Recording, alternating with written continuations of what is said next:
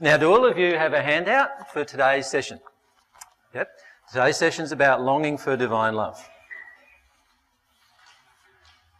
And what I wanted to do today, this is probably the most important piece of information that you could ever tell any single person that you could ever discuss anything to do with God with.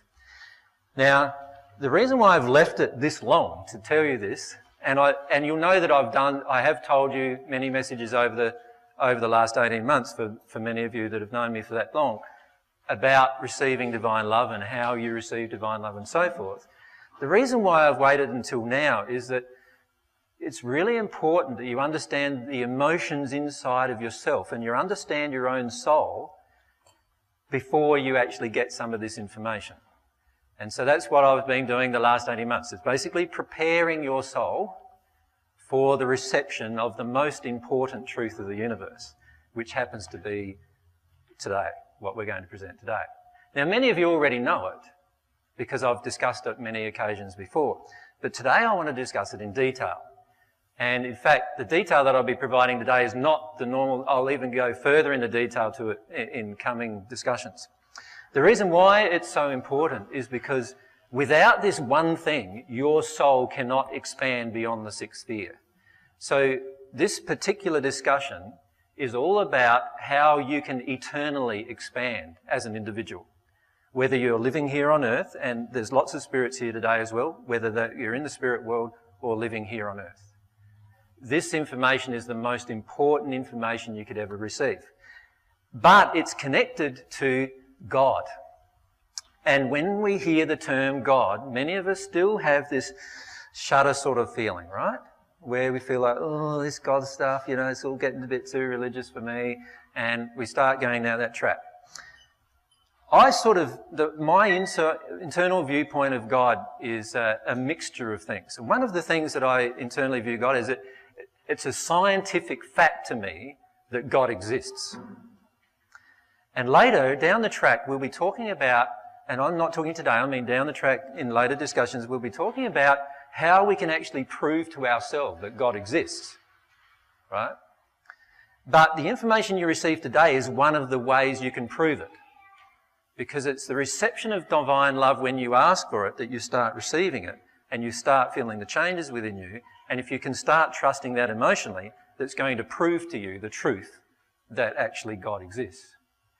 And God doesn't exist as some kind of far-out, nebulous sort of energy source. It's not like that at all. God is a personal being, an entity, with whom you can have a relationship. So, for example, if you were just thinking for a moment, if you thought of God as an energy source, then God becomes like an electricity plant.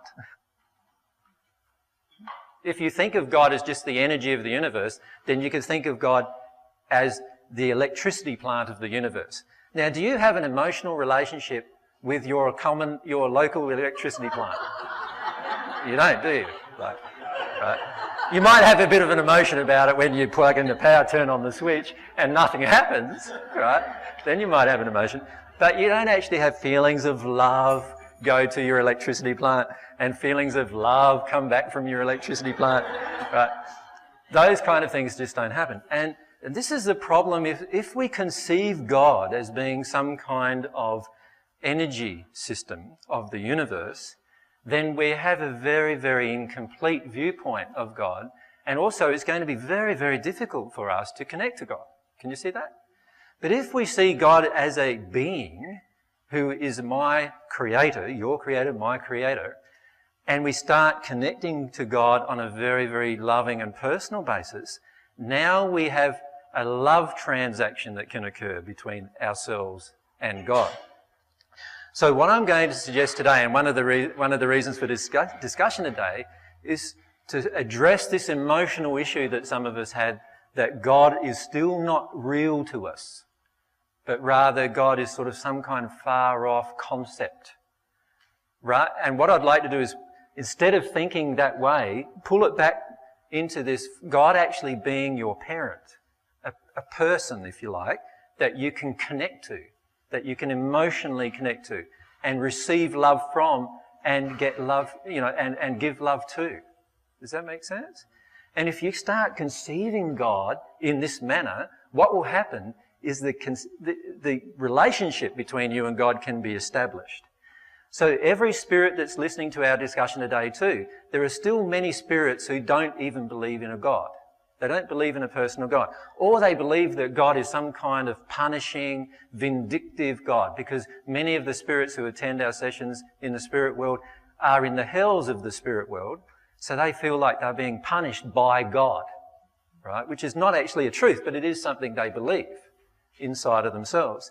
And so what they do is they go down the track then of either feeling that God exists but is a punishing, wrathful father, or going down the track of, no, God's just an energy force and not really understanding the universe at all. So what I'd like to encourage you to do over this session today is to start conceiving God as a person whom you can connect with, your best friend that you can connect with. And that's how I've felt about God ever since shortly after I was born and started to feel about these things that are universal.